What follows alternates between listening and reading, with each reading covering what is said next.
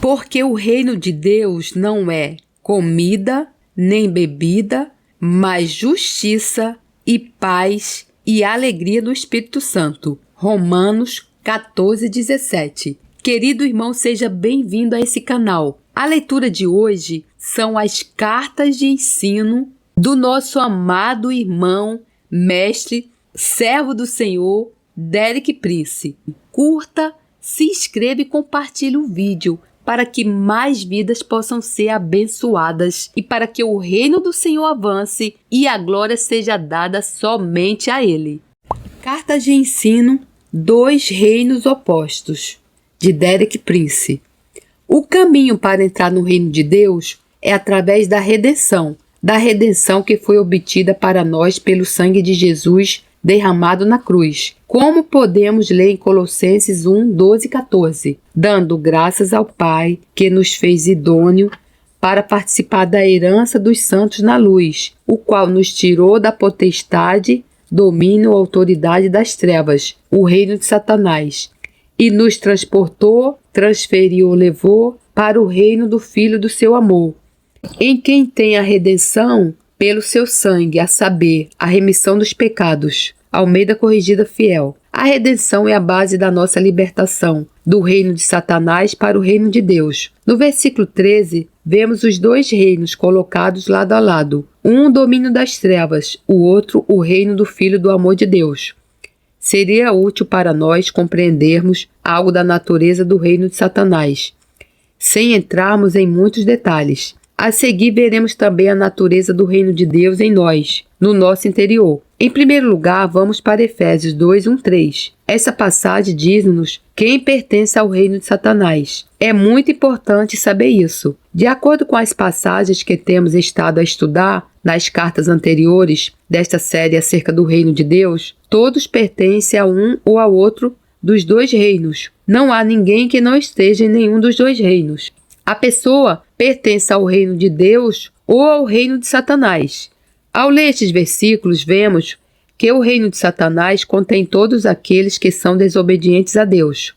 Todos aqueles que estão em rebelião contra Deus estão automaticamente no reino de Satanás. Eles não têm de tomar uma decisão, não têm de votar, pois é onde eles estão. E a única saída é despir-se dessa rebelião contra Deus e aceitar a redenção fornecida através de Jesus Cristo. Qual é a palavra-chave para o despir da rebelião? Arrependimento. Está a entender? Pode estar a entendê-lo intelectualmente. Agora, resta saber se está a experimentá-lo na prática. Efésios 2:1-3.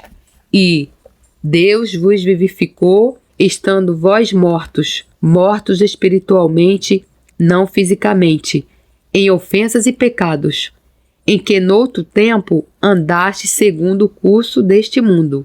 Almeida Corrigida Fiel. Segundo o mundo na presente era, o mundo não é a criação.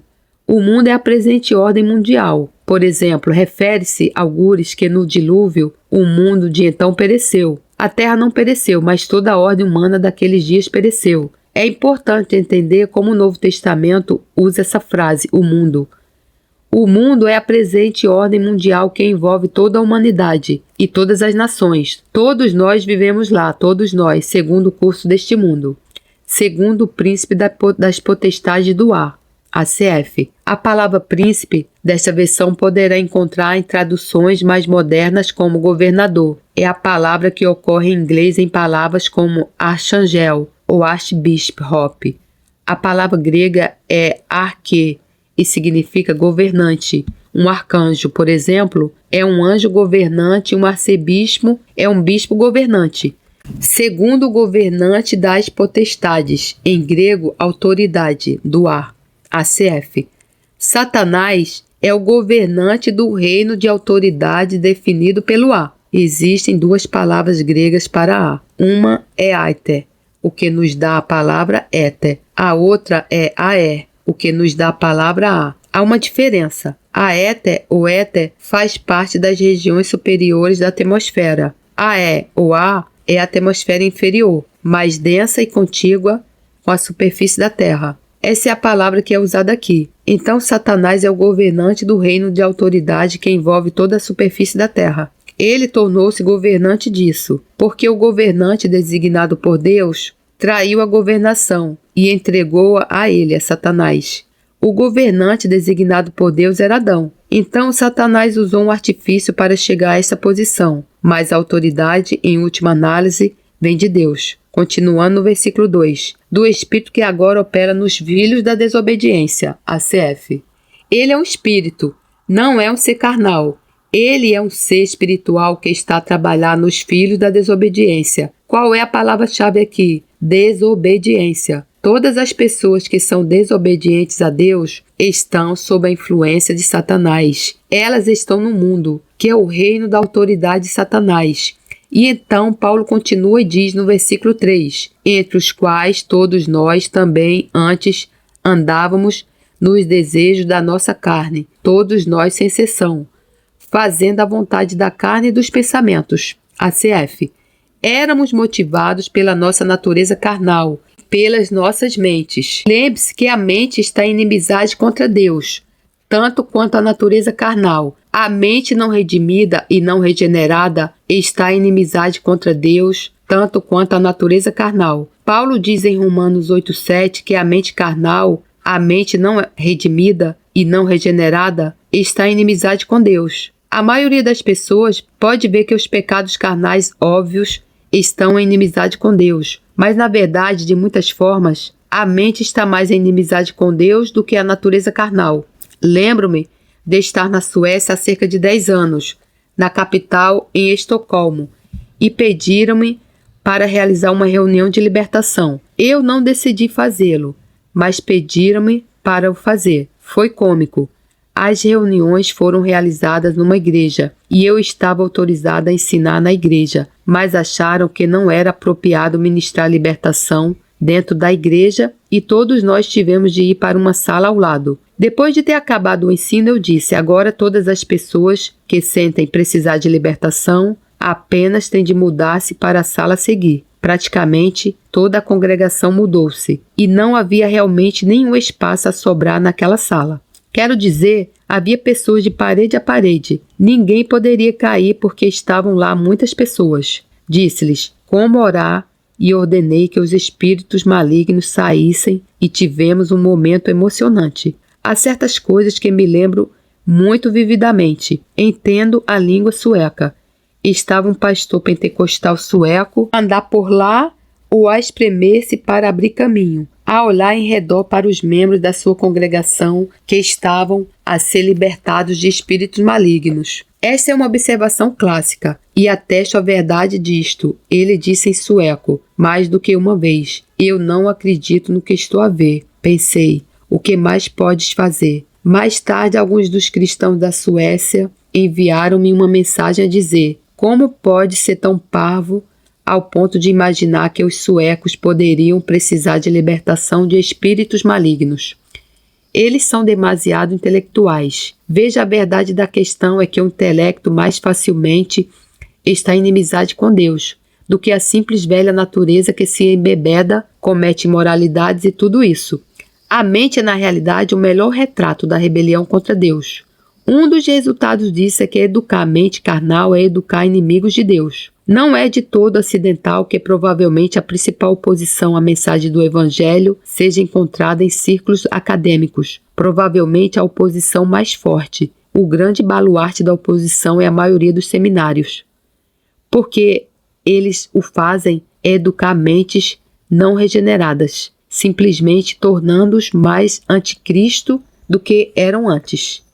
Educar mentes carnais é educar mentes não regeneradas, educar inimigos de Deus. É esta então a natureza do mundo. São os desobedientes a Deus que estão em inimizade com Ele, na sua natureza carnal e nas suas mentes. Está resumido no final do versículo 3 como filhos da ira. E éramos por natureza filhos da ira, a ira de Deus. ACF.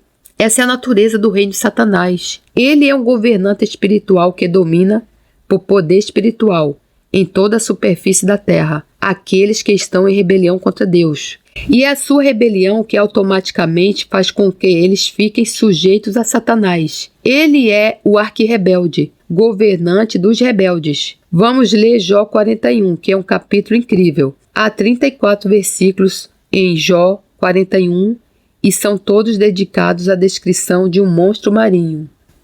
A Bíblia é muito econômica em espaço, portanto, é surpreendente que tantos versículos sejam usados para descrever o monstro no mar. O nome desse monstro marinho é Leviatã. Agora, sem entrar em muita especulação, acredito que é um monstro marinho.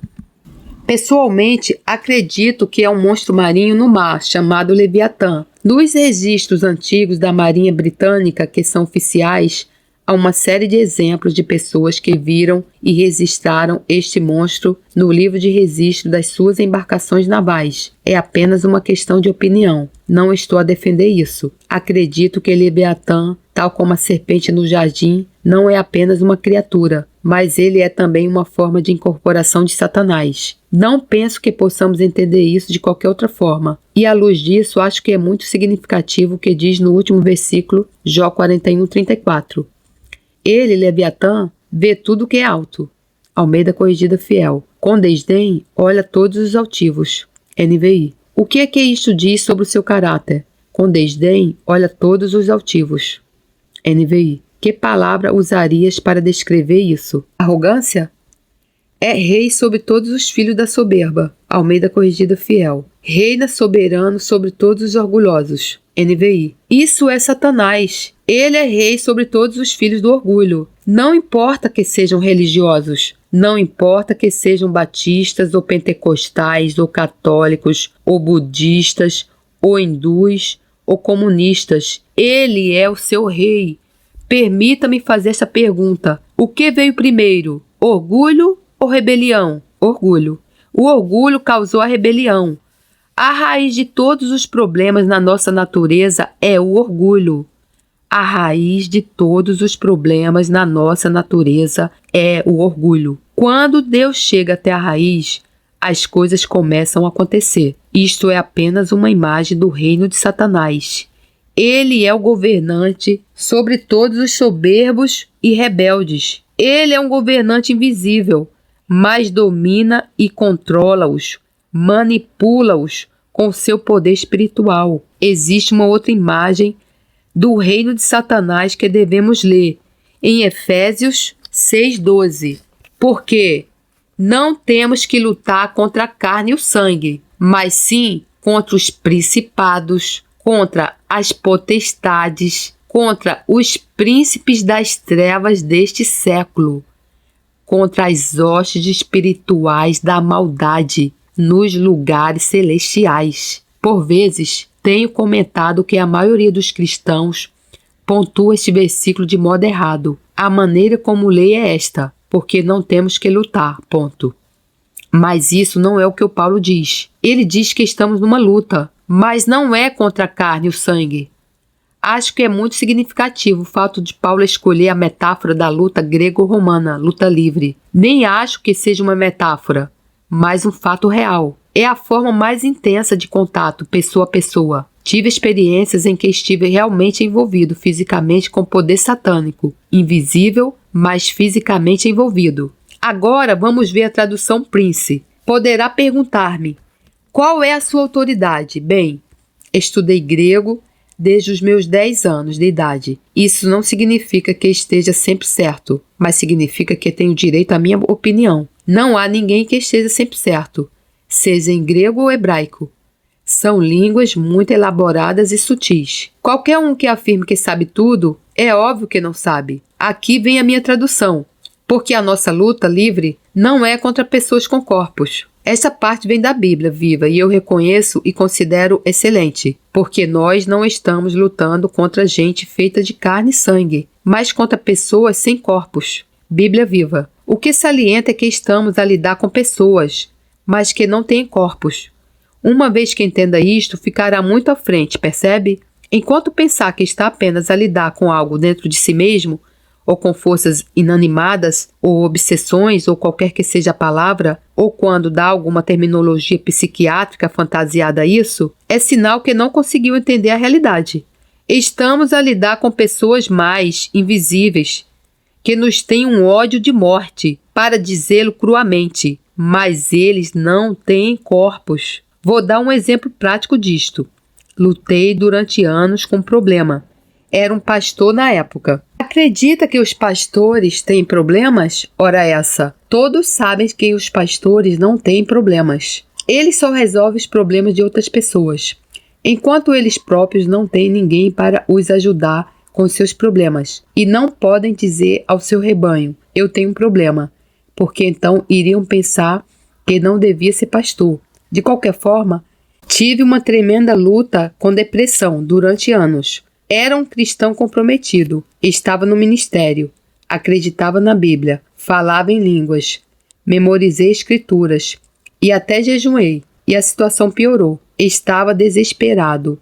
Tinha chegado ao ponto em que não fazia ideia do que fazer e li no profeta Isaías, capítulo 61, versículo 3, que Deus nos daria vestes de louvor em vez de espírito angustiado. E quando li essas palavras, espírito angustiado, NVI deprimido, o Espírito Santo disse-me, isso é o teu problema. Percebi que estava a lidar com uma pessoa invisível espiritual. Fui alvo de uma verdadeira inundação de revelação. De repente percebi que era um problema de família, que vinha do meu pai e provavelmente vinha do pai dele, que ele tinha tido a mesma batalha durante anos. Quando percebi que estava a lidar com uma pessoa, penso que posso dizer que já tinha superado 80% do caminho para a vitória. Só precisava de uma outra escritura. E ela veio e era Joel 2,32. E há de ser que todo aquele que invocar o nome do Senhor será salvo.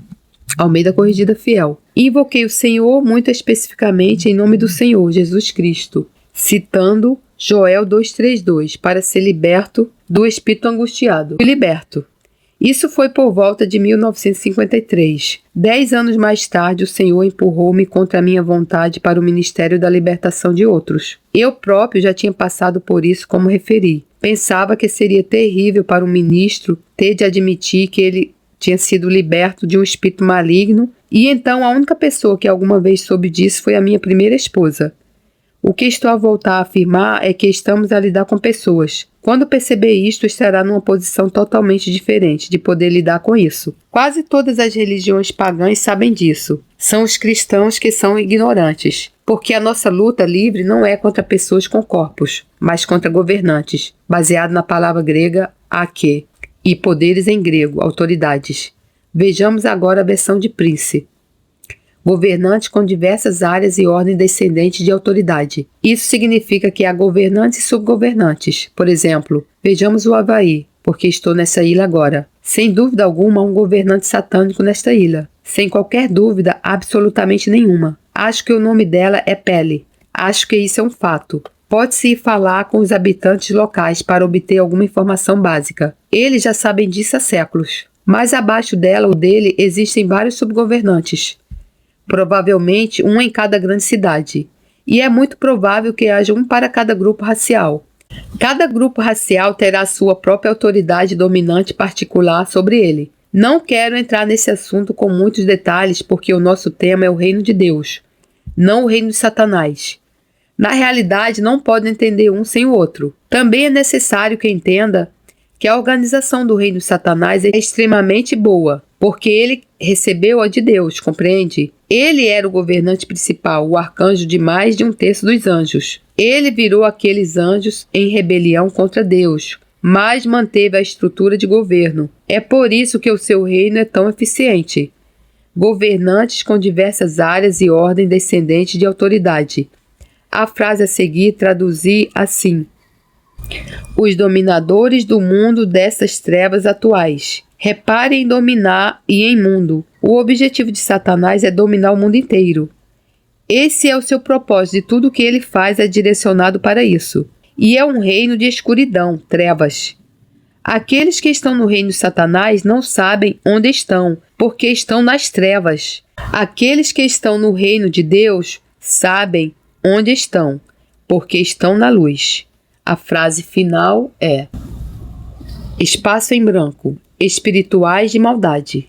Vamos fazer uma pausa e olhar para o espaço em branco. A razão pela qual coloquei um espaço em branco é porque a língua grega tem um gênero neutro, que pode utilizar no plural sem o substantivo. Portanto, é espirituais de maldade. Não podemos usar isso em português.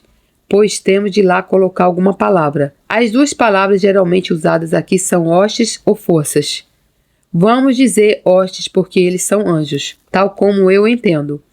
Hostes espirituais da maldade. E aqui vem o problema final, nos lugares celestiais. Agora vamos analisar isso por um momento. O reino de Satanás é composto por pessoas sem corpos. Acredito que eles sejam diversos anjos. Esse reino está estruturado numa área de regências, com várias áreas de ordens descendentes de autoridade, sendo cada governante responsável perante o governante acima dele. Estas forças são os dominadores deste mundo de trevas. Uso a palavra dominar porque a palavra grega aqui, krato, é uma palavra muito poderosa que, por exemplo, também é utilizada no título de Jesus, Pantocrator, Todo-Poderoso. Então, aqui é Cosmo Krator, e quer dizer os dominadores do cosmos, da presente ordem mundial, de que temos estado a falar, os dominadores deste mundo de trevas. Vê, há duas palavras feias no mundo espiritual. Uma delas é dominar e a outra é manipular. Onde quer que as encontre, encontre Satanás. Deus nunca domina, ele nunca manipula. E finalmente, hostes espirituais da iniquidade nos lugares celestiais. Então, o grande problema com a maioria dos cristãos é como pode a sede de Satanás estar nos lugares celestiais. Essa é uma pergunta em que não quero entrar em detalhe. Se o fizer, irá levar-nos para muito longe do nosso tema. Vou apenas sugerir que desde o primeiro versículo da Bíblia, céu é plural. No princípio, Deus criou os céus e a terra.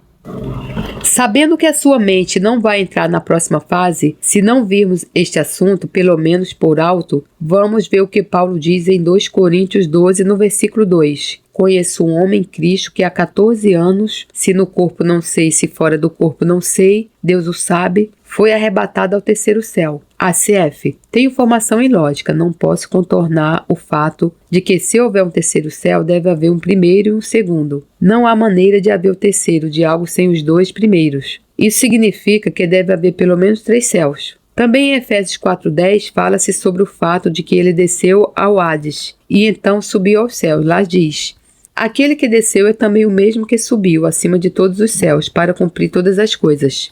ACF. Almeida Corrigida Fiel. Então, quando Paulo diz todos os céus, isso mostra-nos o mesmo que deve haver pelo menos 3 céus. Não estou a defender mais, mas algumas pessoas falam sobre estar no 7º céu. Não recomendo que refira isso como cristão, porque isso é retirado do Corão. Se estiver a sentir-se realmente muito feliz, a minha sugestão é que diga que está nas nuvens. A Bíblia indica que há uma grande quantidade de nuvens no céu. Avançando um pouco com isto, Satanás foi expulso do céu, da presença de Deus. Não há nenhuma dúvida sobre isso, mas aparentemente em algum lugar entre lá e aqui, ele estabeleceu um reino rival de anjos rebeldes. Isso tem muito a ver com a nossa vida de oração, porque quando temos de orar de maneira a conseguir atravessar uma oposição satânica. É por isso que usamos a expressão orar até atravessar. Acabamos de ver por alto os fatos que mostram que há um reino de trevas invisível, satânico e altamente organizado que está em total oposição ao reino de Deus. Há uma guerra entre eles. Isso afeta todos os cristãos, porque quando nascemos no reino de Deus, nascemos num reino que está em guerra com o reino de Satanás. Não podemos estar em paz. Vou explicar melhor, de outra forma. Sou um cidadão americano, naturalizado, pelo que agradeço a Deus. Suponhamos que quando eu fui naturalizado, em 1970, a América estivesse em guerra com a Rússia. Quando me tornei um cidadão americano, ficaria automaticamente em guerra com a Rússia. Não teria nenhuma opção.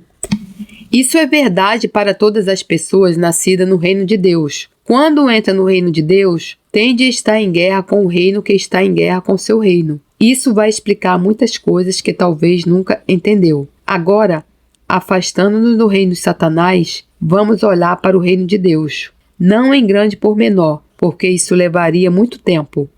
Mas quero olhar para a natureza espiritual interior do reino de Deus, que está dentro de nós. Há um versículo que realmente diz tudo. Romanos 14:17. Porque o reino de Deus não é comida nem bebida. Almeida Corrigida Fiel. Não está no domínio material, entende? Não consiste naquilo que se come ou bebe. Como é importante para os cristãos perceberem isso. Vamos parar de fazer regras sobre o que outras pessoas comem e bebem, mas justiça e paz e alegria no Espírito Santo. ACF. Essa é a natureza do reino de Deus. Se tiver o reino de Deus dentro de si, eis o que tem: justiça, paz e alegria no Espírito Santo. O reino de Deus é coexistente com o Espírito Santo. Sem o Espírito Santo, o reino de Deus não tem realidade. O reino de Deus é coexistente com o Espírito Santo. Sem o Espírito Santo, o reino de Deus não tem realidade.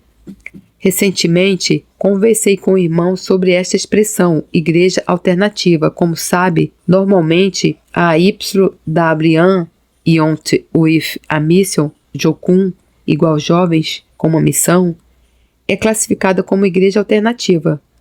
Comecei a rejeitar essa expressão, considerando que em muitas seções do mundo é a igreja alternativa que está a fazer o que a igreja deveria fazer.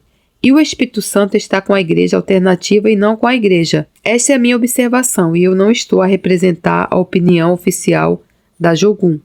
E a minha definição de igreja em qualquer área é tudo que o Espírito Santo iniciou naquela área, independentemente de como for classificada. E se a igreja é para ser igreja nessa área, tem de ter espaço para tudo o que o Espírito Santo está a fazer nessa área. E tudo que o Espírito Santo não estiver a fazer, não importa o constitucional, o adequado for, não faz parte do reino de Deus. O reino de Deus está no Espírito Santo. Acho que é ridículo definir a igreja sem o Espírito Santo. Quem trouxe a igreja à vida? Quem? O Espírito Santo. Ele veio e lá estava a igreja. Antes disso, havia apenas um grupo de discípulos bastante impotentes. Quem nomeia as pessoas na igreja? O Espírito Santo. Paulo disse aos anciãos na igreja de Éfeso: olhai, pois, por vós e por todo o rebanho sobre que o Espírito Santo vos constituiu bispos. Atos 20, 28, ACF. Qualquer nomeação na igreja que não seja feita pelo Espírito Santo não é oficial. Isso é que devia ser chamado igreja alternativa. Qualquer coisa que o Espírito Santo não faça não faz parte da igreja. Qualquer coisa que o Espírito Santo não faça não faz parte da igreja. Conheço todas as definições de igreja. Posso fornecer-lhe todas as estruturas e todas as possibilidades. Estou farto delas. Quer dizer, tenho trabalhado nelas.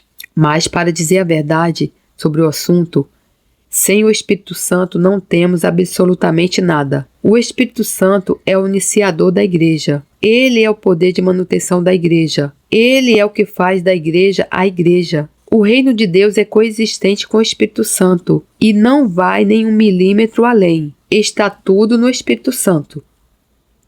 A igreja tem muito mais aspecto do que apenas reunir na manhã de domingo e cantar hinos. Talvez já tenha ouvido o meu comentário a seguir sobre os sinais sobrenaturais prometidos no final de Marcos 16. As pessoas dizem que nós não vemos os sinais. Vou dizer por quê. Porque os sinais são prometidos àqueles que vão, não àqueles que ficam sentados. Sente-se para sempre e nunca vai ver os sinais. Ide por todo o mundo e estes sinais seguirão aqueles que crerem. ACF, Almeida Corrigida Fiel. Resumindo por alguém que disse que é difícil seguir um carro estacionado, que é o que 90% da igreja é, um carro estacionado. Isso não é obra do Espírito Santo. O Espírito Santo é um espírito de intensa atividade, tremendo poder. Voltando à natureza do reino de Deus, depois de ter afirmado que está no Espírito Santo, é justiça, paz e alegria, e observe, fora do reino de Deus não há justiça, há apenas rebelião. Somente as pessoas no reino de Deus podem conhecer a justiça, porque eles estão sob o governo do rei. Todas as pessoas que não estão sob o governo do rei designado por Deus são rebeldes. Todas as pessoas que não estão sob o governo do rei designado por Deus são rebeldes. E quem é o seu governante? Satanás. As questões são muito claras. É justiça e a seguir paz. Paz, creio eu, é o resultado inevitável da justiça. Mas se estiver em busca de paz sem justiça, está em busca de algo que nunca vai encontrar. Simplesmente, tome como objetivo a justiça e deixe que a paz venha por si. Onde há justiça? Apenas sob o governo do Rei Jesus. Não há outro lugar em que qualquer pessoa possa ser justa. Não é apenas manter um conjunto de regras. estar sob o seu governo. Pode guardar todas as regras religiosas e ser um rebelde. Muitos rebeldes religiosos fazem isso. Pode guardar todas as regras religiosas e ser um rebelde. Às vezes é preciso viver uma experiência para evidenciar a rebelião em si. Tal como na história do filho pródigo, nós costumamos citar sempre isto, no que se refere ao irmão mais novo, que se foi embora. E que tal o irmão mais velho? Quando o filho pródigo voltou e foi recebido pelo pai, ele nem queria entrar em casa. Então o pai saiu e conversou com ele, o que foi uma maravilhosa graça, não foi? Ele disse para o pai o seguinte: o seu filho voltou. Ele não disse o meu irmão, o pai disse o teu irmão. É uma conversa maravilhosa, mas entenda o que o irmão mais velho disse. Ele disse: eu guardei todos os seus mandamentos desde a minha juventude. Eu nunca lhe desobedeci. E ainda assim, ele era um rebelde no coração, todo o tempo. Foi preciso o regresso do irmão mais novo para trazer à tona a rebelião que estava no seu coração. Portanto, não confie em guardar regras. Temos de estar sob o governo pessoal de Jesus. Não confie em guardar regras. Temos de estar sob o governo pessoal de Jesus. Justiça, paz e alegria. Acredito que são consequências inevitáveis da justiça, a paz e a alegria. Repare, a alegria é espiritual. Temos de distinguir entre a alegria e felicidade. Há muitas definições diferentes possíveis. Não estou a dizer que estas são as únicas maneiras certas de usar a palavra. Simplesmente uso-as como exemplo. Quanto à felicidade, entendo que esteja no reino da alma. A alegria entendo estar no reino do espírito. A nossa felicidade está relacionada com as nossas circunstâncias, a nossa situação, as coisas que estamos a enfrentar. A alegria está relacionada apenas com uma fonte, que é Deus. Vejamos o Salmo 43. Davi está num lugar muito difícil. Neste momento, pelo menos, acho que é Davi. Versículo 2, ele diz: por que ando lamentando por causa da opressão do inimigo? ACF, Almeida Corrigida Fiel. Ele respondeu a uma pergunta idiota, não é? Por que anda a lamentar-se? Porque ele está sob a opressão do inimigo. Em seguida, ele resolve que ele não vai ficar nessa condição e diz no versículo 4: então, dei ao altar de Deus, a Deus, que é a minha grande alegria. Almeida Corrigida Fiel. Em hebraico diz que é a promessa de toda a minha alegria. Então, onde é que vamos encontrar alegria? Em Deus. E onde nos encontramos com Deus? No altar, o lugar da vida rendida. A alegria não flutua. O prazer sim, a felicidade sim, mas a alegria não. É somente dependente da justiça. Isso é o que o reino de Deus é. Temos esse reino dentro de nós. Estivermos realmente sob o reinado de Jesus. Deus vê-o como justo. É justo, está em paz, tem alegria. Pode ter muitas tribulações, pode ter muita angústia, mas no meio de tudo isso está cheio de alegria. Há uma afirmação notável no último versículo de Atos 13. A situação é que um grupo de novos convertidos vieram até o Senhor através de Paulo. E em seguida, Paulo sai e deixa-os no meio da perseguição. Acho que ele foi forçado a sair. E este é o versículo final de Atos 13, sobre esses discípulos. E os discípulos estavam cheios de alegria e do Espírito Santo. ACF. Isto no meio da perseguição, entende? Agora questiono-me se é possível estar cheio do Espírito Santo sem estar cheio de alegria. Não tenho a certeza de que seja possível. Um dos principais problemas do cristianismo americano, e não meramente americano, mas ocidental, é que está essencialmente centrado no homem. Há muito poucos que estejam centrados em Deus. Nós vemos Deus como uma conveniência, algo para nos ajudar a conseguir o que queremos. Estamos no centro. Deus está na periferia. Esse não é o reino de Deus. O reino de Deus tem Jesus no centro. Estou sujeita ao Rei Jesus. Estou sob o seu governo. Tenho justiça, paz e alegria no Espírito Santo. Assim, nós também devemos ter isso no nosso relacionamento uns com os outros. O reino de Deus não está meramente dentro de nós, está também entre nós. Devemos ser capazes de demonstrar ao mundo o que está relacionado à injustiça, lidar com outras pessoas de forma justa. Jesus fez uma afirmação básica, na qual disse defender toda a lei e os profetas, que era: trata as outras pessoas da forma que queres que elas te tratem. Portanto, tudo que vós quereis que os homens vos façam, fazei-lo também vós. Porque esta é a lei e os profetas. Mateus 7,12, ACF. Isso é justiça. E quando tivermos justiça, teremos paz entre nós. Nós não teremos brigas, nem disputas. E quando temos a justiça e a paz, não podemos deixar de ter alegria. Então, quer seja na sua experiência individual e pessoal, quer seja no relacionamento dentro de um grupo de discípulos, estar sob o reino produz justiça, paz e alegria. À luz disto, vou agora dizer mais algumas coisas sobre a igreja. Tiago 1,18, a falar de Deus. Segundo a sua vontade, ele nos gerou pela palavra da verdade. Almeida Corrigida Fiel. Sabe por que nasceu de novo? Porque Deus assim quis. Isso nunca teria acontecido se ele não o tivesse desejado. Não foi porque nós quisemos, mas porque ele quis. Tudo começa com Deus, segundo a sua própria vontade. Ele gerou-nos pela palavra da verdade. Qual é o seu propósito? Que possamos ser uma espécie de primícias da sua criação. Por outras palavras, nós que nascemos de novo nesta dispensação pelo Espírito de Deus, somos as primícias de algo que vai continuar na nova era, mas demonstramos isso nesta era. Quando as pessoas olham para nós, individualmente e coletivamente, deveriam ver uma pequena previsão do que vai finalmente encher a terra, o reino de Deus. Nós somos as primícias. Essa é uma imagem interessante porque refere-se ao sacrifício do Antigo Testamento. E havia dois tipos de primícias no Antigo Testamento. Em 1 Coríntios 15:20, Paulo diz: mas de fato Cristo ressuscitou dentre os mortos e foi feito as primícias dos que dormem. ACF. Portanto, aqui temos uma das primícias, é o próprio Jesus. Mas nós, a igreja, os seus discípulos, também somos uma espécie de primícias. Em Levítico 23, encontramos juntamente as duas primícias. É esclarecedor. São as primícias que se cumpriram em Jesus e as primícias que se cumpriram na igreja.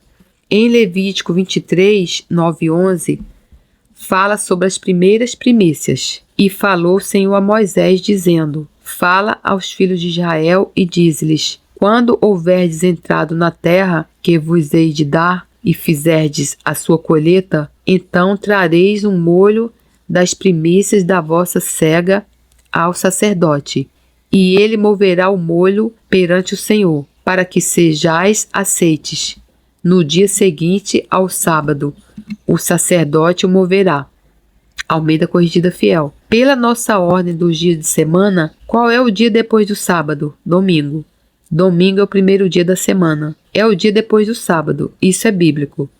Essas primícias que foram um único molho, o primeiro molho a ser colhido na nova colheita, foi movido diante do Senhor no domingo, o primeiro dia da semana. E Cristo é essas primícias. Essa é a sua ressurreição. O mover triunfante das primícias, a primeira da colheita, que promete o resto da colheita que se seguirá. Cumpriu-se na ressurreição de Jesus dentre os mortos, no primeiro dia da semana. Em seguida, um pouco mais adiante, no versículo 15, Moisés é instruído sobre umas outras primícias. Depois, para vos contares desde o dia seguinte ao sábado, primeiro dia da semana, desde o dia em que trouxestes o molho da oferta movida, 7 semanas inteiras serão. Levítico 23:15. São 7 semanas. Quantos dias tem 7 semanas? 49 dias. Versículo 16. Até o dia seguinte ao 7º sábado, contareis 50 dias. Almeida Corrigida Fiel. Que dia da semana é o dia seguinte ao 7º sábado? Domingo, ou primeiro dia. Então oferecereis nova oferta de alimentos, cereais, ao Senhor. Almeida Corrigida Fiel. No calendário, qual é o 50º dia do sábado? Antes da ressurreição, Pentecostes, é claro. O que aconteceu no dia de Pentecostes? O Espírito desceu e o que aconteceu? A igreja surgiu. Portanto, Estas primícias representam a igreja. Das vossas habitações trareis 2 pães de movimento, de 2 dízimas de farinha serão levedados com fermento. Se cozerão, primícias são ao Senhor. Versículo 17, ACF. Observe que quase todos os sacrifícios não têm fermento, mas esses têm. Fermento esse que representa a natureza carnal. Estes são seres humanos. Eles não são divinos. Assim como veio há 2 primícias, e são transferidas de forma exata para o Novo Testamento. A primeira é a ressurreição de Jesus, o molho que foi movido, o sinal de vitória, a semente que caiu na terra, brotou novamente com vida nova. Essa é a ressurreição. 50 dias depois, sabe que a palavra Pentecostes vem da palavra grega para 50, Penteconta, tinha umas outras primícias que eram 2 pães cozidos com farinha, vindos daquela colheita, mas eles foram cozidos com fermento. Eles não eram divinos. 2 é o número de testemunho e fermento indica que eles eram humanos. Aqui está a igreja a aparecer, como as primícias do Senhor, repetindo o que já disse anteriormente. Temos a igreja como as primícias de algo que vai continuar na nova era. Uma pequena previsão do que irá, por fim, encher a terra, o reino de Deus.